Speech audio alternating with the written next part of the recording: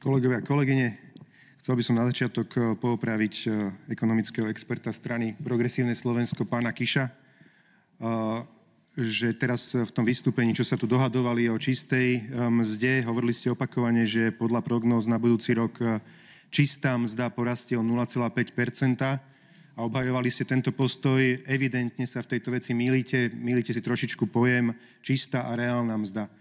O reálnej mzde hovorí NBS aj Rada pre rozpočtovú zodpovednosť, že tá porastie reálna mzda o 0,5%. Samozrejme, čistá mzda porastie výrazne viac, lebo čistá mzda je v podstate to, čo dostanú ľudia reálne vyplatené. To bude výrazne viac ako 0,5%, ale reálna mzda, tá bude určite... Pri tej sa vlastne berie do úvahy, že ako ľudia vlastne následne tie prostriedky môžu premietnúť na tovary a služby a tam ten nárast sa očakáva len zanedbateľných 0,5%. Takže hovorili ste o reálnej, nie čistej mzde.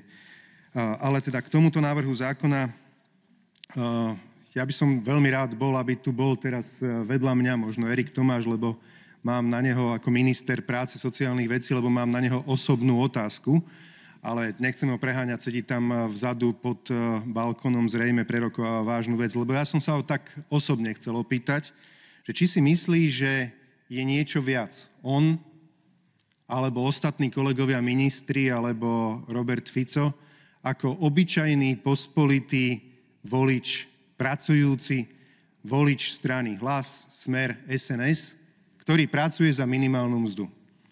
Lebo chcel by som teda Erikovi Tomášovi takto do poslednej lavice ako ministrovi práce sociálnych vecí.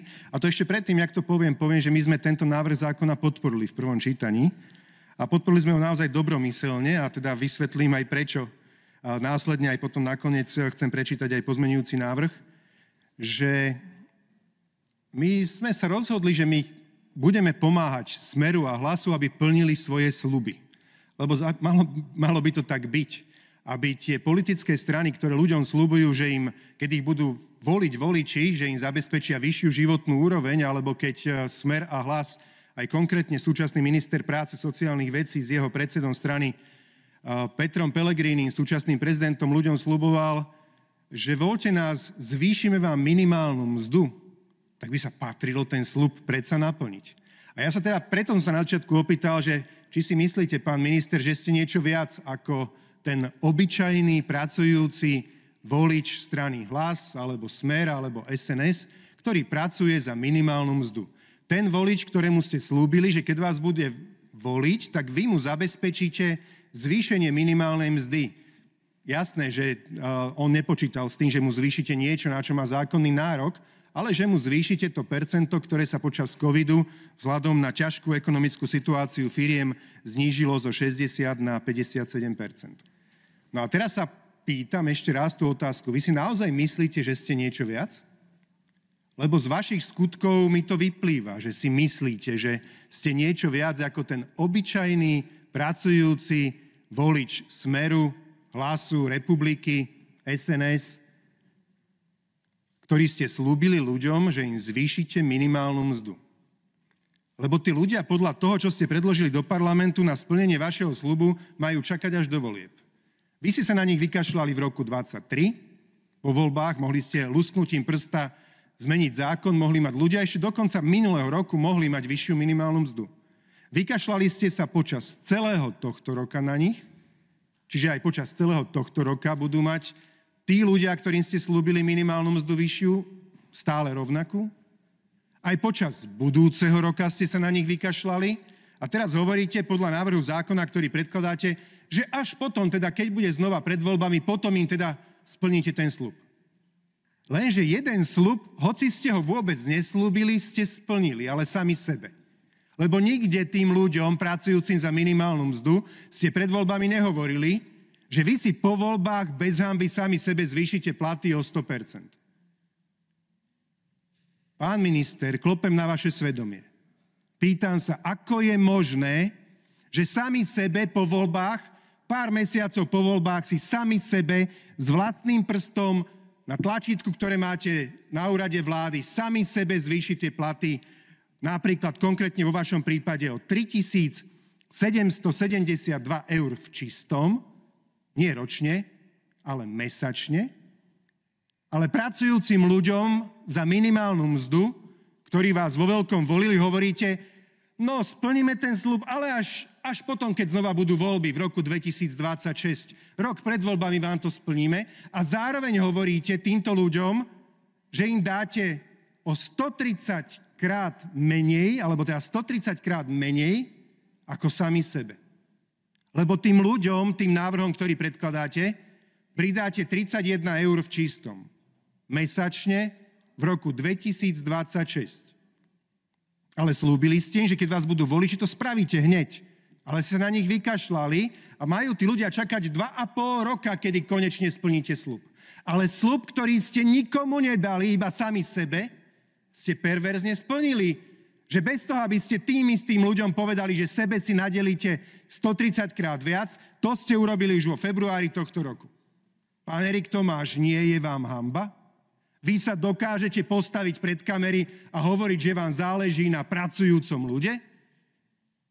Vám nie je hanba sa postaviť pred kamery a hovoriť, že vy vlastne vždy ako sociálna demokracia ste vždy hájili záujmy pracujúcich ľudí? Ešte raz sa pýtam, ste viac alebo ste menej ako tí obyčajní pracujúci ľudia, ktorí vám naleteli? Ktorí pracujú za minimálnu mzdu a uverili vám vaše fantasmagorie a blúdy, že im zvýšite hneď po voľbách minimálnu mzdu. Vykašľali ste sa na nich, podviedli ste ich a zároveň ste sami sebe si nadelili už od tohto februára 130 krát viac.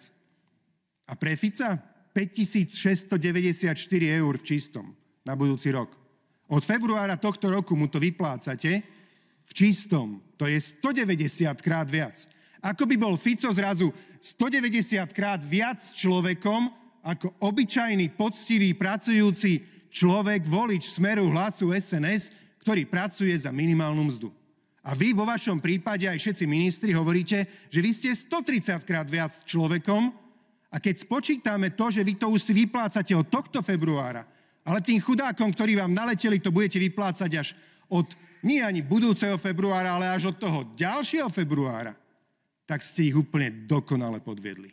Ste krásne ich podviedli, ako ste podviedli dôchodcov pri tom, ako ste im sľubovali, voľte nás, dáme vám plnohodnotný 13. dôchodok.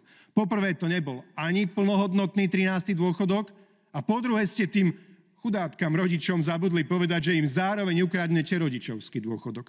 A všetky peniaze, čo im dáte navyše cez 13. dôchodok, im zoberiete z druhého vrecka, lebo im ukradnete peniaze, ktoré majú za to, že vy si dovolili vychovať deti, ktoré si dovolili pracovať na Slovensku, ktoré si dovolili prispievať do slovenského sociálneho systému na to, aby aj ostatní dôchodci mali svoje dôchodky. Slúbili ste aj vy osobne, pán minister, že sa nebude znižovať životná úroveň ľudí, že nikomu sa nebude brať nič z toho, čo má. Ale čo ste v skutočnosti urobili? Minulý rok 1,5 miliardy ste ešte pred Vianocami ukradli ľuďom. Tu áno, sem ste prišli a navrhovali ste zákony, ktoré zobrali ľuďom 1,5 miliardy eur. Tento rok 2,7 miliardy eur. Keď to zrátame, to je dokopy, tento rok to vychádza 500 eur na domácnosť, na osobu, na občana Slovenskej republiky bez ohľadu na jeho vek, postavenie, čokoľvek, lebo 2,7 miliardy deleno 5,4 milióna ľudí je 500 eur. Minulý rok, keď to bolo 1,5 miliardy, tak to bude niekde okolo, povedzme, že 300 eur. Čiže len to, čo ste spáchali voči ľuďom minulý rok a tento rok, je dokopy už 800 eur ročne, čo kvôli vám ľudia strácajú. 800 eur ročne. Deleno 12, tak sme niekde plus mínus na 70 eurách. 70 eur ročne beriete mesačne každému jednému občanovi Slovenskej republiky len na týchto dvoch zlodejinách, ktoré ste spáchali. A nehambíte sa ľuďom povedať, že vy im za 2 roky nadelíte až 31 eur mesačne, aby ste si splnili predvolebný sľub. Ale ako hovorím, aj som povedal predtým, čo ma najviac mrzí, že ste zároveň týmto ľuďom napluli do tváre.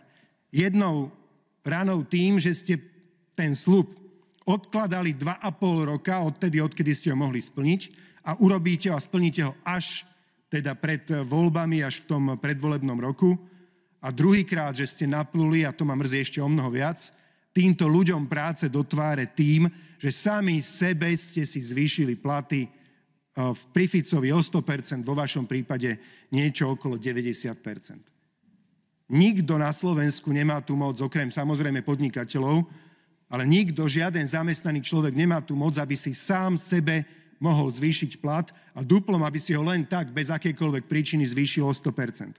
Vy ste to urobili, naďalej si za tým stojíte. Keď sme vám dali možnosť, aby ste to opravili, aby ste zastavili zvyšovanie alebo vrátili to zvýšenie nemorálne, amorálne zvýšenie platov späť, tak ste náš návrh nepodporili. Každopádne, čo predkladáme, ako som povedal na začiatku, sme sa rozhodli predkladať, áno, klopať na vaše svedomie alebo nesvedomie, ale predkladať návrhy zákonov, ktorými budeme naplňať váš predvolebný program alebo vaše predvolebné sľuby. Preto sme predkladali to, aby ste zachovali rodičovský dôchodok, aby ste nespáchali túto zlodejinu.